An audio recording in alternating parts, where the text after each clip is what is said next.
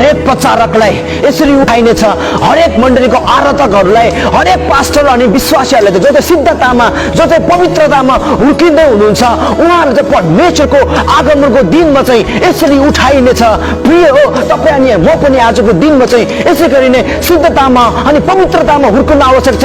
जो चाहिँ बाटोमा हिँडिरहेको छ त्यो दिनमा उठाइ लाग्नेछ, जो चाहिँ जुलुङ्गामा हिँडिरहेको छ ती मानिसहरू चाहिँ उठाइ लाग्नेछ। आगमनको दिनमा चाहिँ जो साँचो प्रचारकहरूले चाहिँ परमेश्वरले उठाइ लाग्नेछ, मण्डली परिवारलाई उठाइ लाग्नेछ।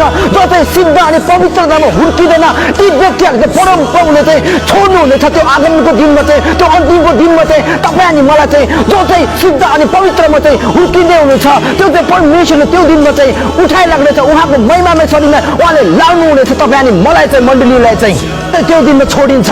त्यो चाहिँ विलाप गर्नेछन्, रुनेछन्, छाती पिर्नेछन्, धारा किन्नेछन्, रुँदै हामी त किन लगेन भनेकोलाई चाहिँ तिनीहरू चाहिँ रुँदै कराउँदै शोक गर्नेछन्। घोडामा बस्छ त्यतिखेर चाहिँ एकदमै प्रस्ताव गर्नेछन्।